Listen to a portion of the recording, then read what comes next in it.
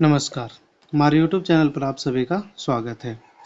आज के इस वीडियो में हम लोग भारतीय भवन क्लास 7 गणित को शुरू करने वाले हैं और इसके भी लगातार वीडियो आप लोगों को उपलब्ध होगी। तो इस गणित में टोटल 14 चैप्टर हैं, जिन सभी चैप्टरों का सॉल्यूशन आपको करवाया जाएगा। तो आइए शुरू करते हैं पहला चैप्टर। पहला चैप्टर हमारा है पूर्णांक। पूर्णांक हम लोग किसे कहते हैं? देखिए, पूर्णांक को जानने से पहले हम लोग अंक के बारे में जान लेते हैं कि आखिर अंक क्या है। ठीक है, अंक। तो अंक क्या होता है? अंक एक प्रकार का सांकेतिक चिन्ह है जिसकी मदद से ही संख्याओं को लिखा जाता है। अंक क्या है? तो अंक एक प्रकार का सांकेतिक चिन्ह है जिसकी मदद से ही संख्याओं को लिखा जाता है। ठीक है, उसके बाद हमारी आती है संख्या। संख्या किसे कहते हैं? तो संख्या अंकों के समूह को कहते हैं।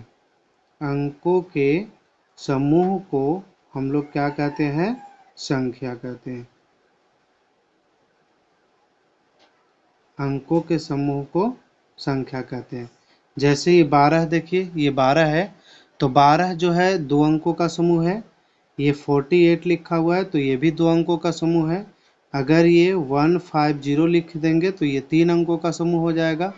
8453 लिख देंगे तो ये 4 अंकों का समूह हो जाएगा। और यही सब संख्याएं क्या है? यही सब अंक जो है हमारा क्या है? संख्या। टोटल हमारे पास कितने अंक हैं? तो टोटल हमारे पास 10 अंक है। ठीक है, टोटल कितने अंक है? 10 अंक हैं। 0, 1, 2, 3, 4, 5, 6, 7, 8 और 9। ये टोटल हमारे पास 10 अंक है और इन्हीं 10 अंकों की मदद से हम लोग जितनी भी संख्याएं हैं सभी को लिखते हैं। देखिए, संख्याओं में सबसे पहले हम लोग जान लेते हैं प्राकृत संख्या के बारे में। प्राकृत संख्या। प्राकृत संख्या किसे कहते हैं? तो गिनती की संख्याओं को, यानी वैसी संख्याएं जिनका उपयोग हम लोग गिनने के लिए करते हैं। जैसे काउंटिंग हम लोग कहाँ शुरू करते हैं? 1 से करते हैं, 1 से करते हैं, 1 से ही चलते हैं, 0 से हम लोग शुरू नहीं करते हैं। तो गिनती की संख्याओं को हम लोग क्या बोलते हैं? प्राकृत संख्या बोलते हैं। यानी कि ये संख्याएं कहाँ से शुरू होगी? तो 1 से शुरू होगी। गिनती की संख्याओं को प्राकृत संख्या कहते हैं। 1 से लेकर के ये संख्याएं अनंत तक चली जाती है। ठीक है, दूसरा संख्या आता है पूर्ण संख्या। पूर्ण संख्या। ये पूर्ण संख्या क्या है? तो देखिए, पूर्ण संख्या, यदि हम प्राकृत संख्या में 0 को शामिल कर लेते हैं, प्राकृत संख्या में अगर हम लोग 0 को शामिल कर लेंगे तो पूर्ण संख्या मिलेगा। ठीक है, तो प्राकृत संख्या के समूह में शून्य को शामिल करने पर जो संख्या प्राप्त होती है, करने पर जो संख्या मिलती है, जो संख्या मिलती है उसे हम लोग पूर्ण संख्या कहते हैं। यानी ये संख्याएं कहाँ से शुरू होगी? तो ये संख्याएं 0 से शुरू होगी। ठीक है, 0, 1, 2, 3, 4, 5 और ये भी संख्या कहाँ तक चला जाएगा? इन्फिनिटिव तक चला जाएगा, अनंत तक चला जाएगा। और तीसरी महत्वपूर्ण संख्या जो हम लोग के इस चैप्टर में पढ़ना है, चैप्टर नंबर 1 में, पूर्णांक संख्या।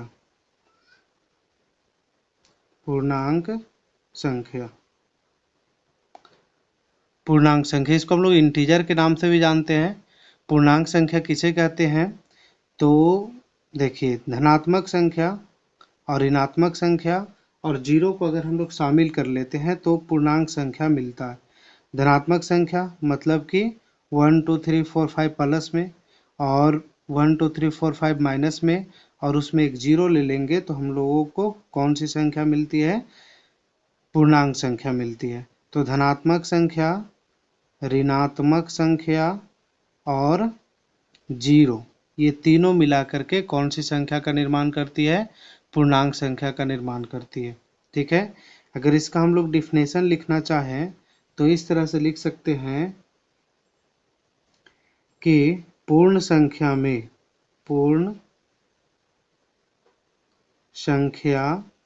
में ऋणात्मक प्राकृत संख्या को शामिल कर लेते हैं। पूर्ण संख्या में ऋणात्मक प्राकृत संख्या को शामिल करने पर जो संख्या प्राप्त होती है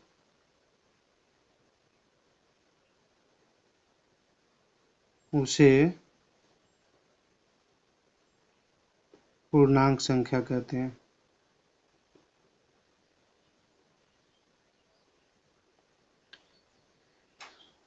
पूर्ण संख्या में, जैसे पूर्ण संख्या क्या है हमारा? जीरो से शुरू होगा, 1 2 3 4 5 और ये जाएगा अनंत तक। ठीक है, और अगर इसी में हम लोग इसका माइनस ले लेते हैं, है ना, प्राकृत संख्या का माइनस ले लेंगे तो -1 -2 -3, ये भी यहाँ तक जाएगा माइनस का इन्फिनिटी तक।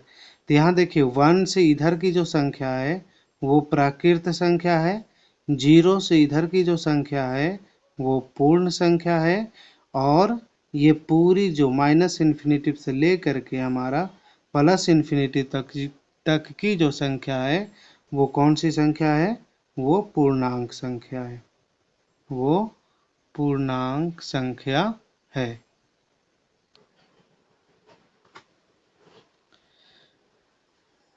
अब देखते हैं हम लोग पूर्णांकों के योग का और घटाव का गुणधर्म। तो सबसे पहला नियम है इसका निमीलन या समवृत्त का नियम। तो निमीलन या समवृत्त का नियम क्या है कि अगर दो पूर्णांकों को जोड़ते हैं तो पूर्णांक संख्या ही मिलती है, तो या फिर दो पूर्णांकों को घटाते हैं तो भी अगर पूर्णांक संख्या मिलती है तो यह निमीलन या समवृत्त के नियम का पालन करती है। यदि दो पूर्णांक को जोड़ देते हैं पूर्णांक संख्या मिले, या दो पूर्णांक को घटा देते हैं तो भी पूर्णांक संख्या मिले, तो हम लोग इसको बोलेंगे कि ये निमीलन नियम का पालन करता है या समवृत्त नियम का पालन करता है। तो इसमें अगर दो पूर्णांक संख्याओं को जोड़ते हैं और अगर पूर्णांक संख्या नहीं मिलेगा तो फिर हम लोग कहेंगे कि समवृत्त नियम का पालन ये नहीं करता है। ठीक है, तो जैसे मान लेते हैं हमारा पहला नियम है निमीलन या समवृत्त नियम।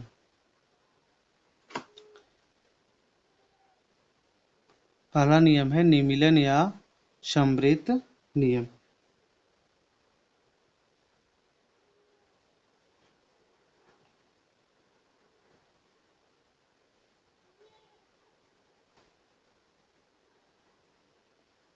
निमीलन या समवृत्त नियम, ठीक है, ये हमारा पहला नियम है।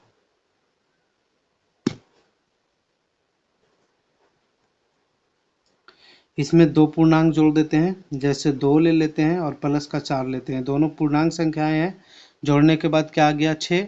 तो 2 भी पूर्णांक है, 4 भी पूर्णांक है, और इसको जोड़ने के बाद कितना आ गया? 6। तो ये हमारा क्या हो जाएगा? ये भी पूर्णांक है, तो ये निमीलन या समवृत्त के नियम का पालन करता है। जैसे मान लेते हैं -8 ले लिए और माइनस का 2 ले लिए, और इन दोनों को क्या करते हैं? घटा देते हैं। इन दोनों को क्या करते हैं? घटा देते हैं। तो यहाँ पास अगर हम लोग देखें तो ये -8, ये माइनस और ये माइनस मिल करके क्या हो जाता है? प्लस हो जाता है। तो प्लस का 2, तो 8 में से 2 जाएगा, कितना बचेगा? माइनस का 6 बचेगा। देखिए ये भी पूर्णांक संख्या था, ये भी पूर्णांक संख्या था, और जो घटाने के बाद आया है वो भी हमारा क्या है? पूर्णांक संख्या है। तो इस तरह से निमीलन या समवृत्त का नियम का ये फॉलो कर रहा है। तो जितने भी पूर्णांक संख्याएं हैं, ठीक है, सभी निमीलन के नियम का या समवृत्त नियम का पालन करता है। दूसरा है साहचर्य नियम। दूसरा कौन सा नियम है? साहचर्य नियम। तो साहचर्य नियम क्या होता है? यदि 3 पूर्णांक संख्याएं हैं, तीन पूर्णांक संख्याएं हैं और उसको अगर हम लोग जोड़ते हैं, किसी भी दो संख्या को एक साथ करके जोड़ते हैं तो उसके मान में कोई फर्क नहीं आता है, तो उसको हम लोग बोलते हैं साहचर्य नियम। ठीक है, जैसे मान लेते हैं कोई परिमेय संख्या, कोई पूर्णांक संख्या ए है, कोई दूसरी पूर्णांक संख्या बी और तीसरी क्या है, सी है। इन दोनों को अगर हम लोग एक साथ करके जोड़ दें या फिर इसी में इन दोनों को ए और बी को एक साथ करके जोड़ दें और बाद में सी को जोड़े, तब भी इसके मान में कोई फर्क नहीं आता है। ठीक है, तो इस नियम को हम लोग बोलते हैं साहचर्य नियम। जैसे ये सिर्फ जोड़ पे काम करेगा, है ना, पूर्णांक संख्याओं का जोड़ साहचर्य नियम का फॉलो करेगा। पूर्णांक संख्याओं का जोड़ जो है साहचर्य नियम का फॉलो करेगा और घटाव साहचर्य नियम का फॉलो नहीं करेगा। ठीक है, जोड़ साहचर्य नियम का फॉलो करेगा लेकिन घटाव साहचर्य नियम का फॉलो नहीं करेगा।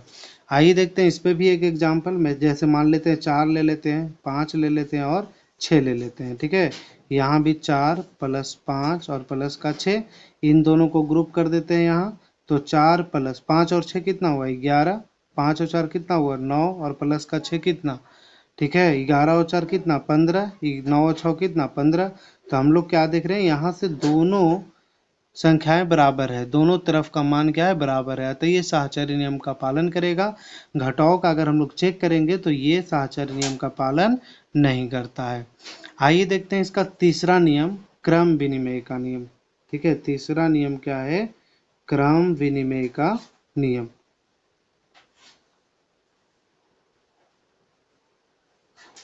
क्रम विनिमय का नियम।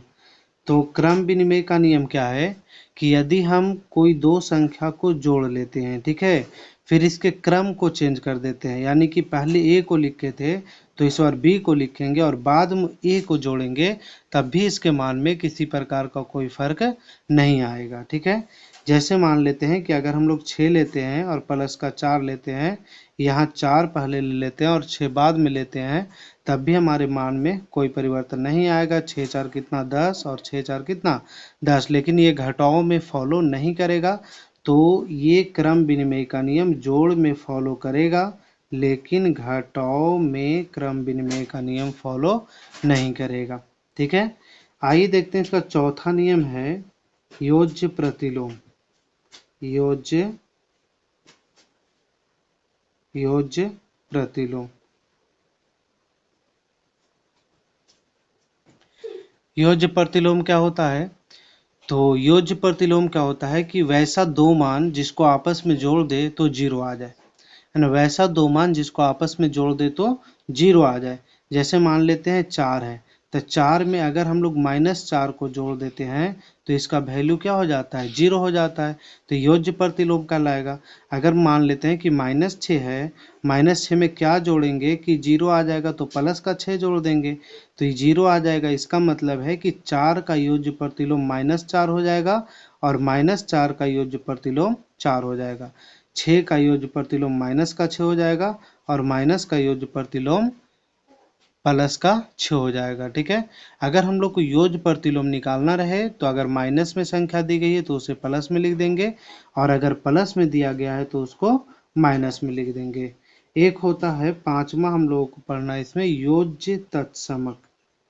योज्य तत्समक यानी वैसा मान जिसको परिमेय संख्या, जिसको किसी पूर्णांक संख्या में जोड़ने पर, किसी पूर्णांक संख्या में जोड़ने पर उसका वैल्यू ही चेंज ना करे। जैसे मान लेते हैं कि ये -7 है, एक पूर्णांक संख्या है, इसमें क्या जोड़ेंगे कि हम लोग को -7 ही रहेगा तो जीरो जोड़ेंगे। तो सभी पूर्णांक संख्याओं के लिए जीरो क्या है, एक योज्य तत्समक है।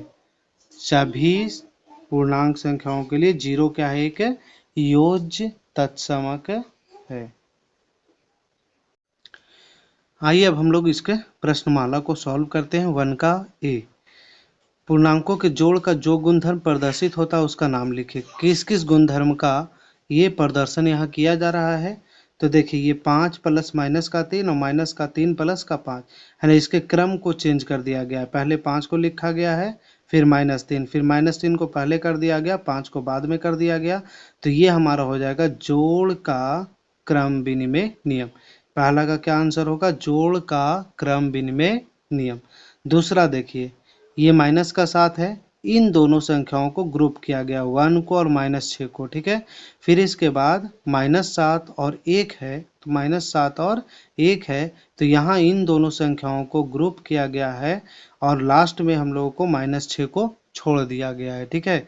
तो यहाँ देखिए, दो संख्याओं को ग्रुप हम लोग एक साथ करते थे किस नियम में, तो जोड़ का साहचर्य नियम में, है ना। तो जोड़ का साहचर्य नियम इसका आंसर होगा, इसका जोड़ का क्रम विनिमय होगा, इसका जोड़ का साहचर्य होगा। दूसरा क्वेश्चन, निम्नलिखित पूर्णांकों के योज्य प्रतिलोम लिखिए। योज्य प्रतिलोम लिखना है तो लिखेंगे 10 का योज्य प्रतिलोम -10। दूसरा -3 तो -3 का योज्य प्रतिलोम 3, -9 तो -9 का योज्य प्रतिलोम 9, 0 का योज्य प्रतिलोम 0 ही रहेगा, है ना। 0 का योज्य प्रतिलोम 0 ही रहेगा। क्वेश्चन नंबर देखिए 3, निम्नलिखित पूर्णांकों में योज्य तत्समक को पहचाने। तो योज्य तत्समक के बारे में बताए थे कि कोई वैसा मान है जिसको किसी भी संख्या में जोड़ दें तो उसके मान में कोई चेंजिंग ना हो, तो ऐसा योज्य तत्समक कौन है, 0। तो सभी पूर्णांक संख्याओं के लिए 0 ही एक ऐसा संख्या है जो जिसे जोड़ने पर उसके मान में कोई चेंजिंग नहीं होगा, तो 0 योज्य तत्समक होगा। तो आज का हम लोग 1 का ए और इसके महत्वपूर्ण कॉन्सेप्ट को समझ लिया। और अगर हमारा वीडियो आपको पसंद आता हो तो इसे लाइक कीजिए, चैनल को सब्सक्राइब कीजिए और इसे शेयर कीजिए। Thank you.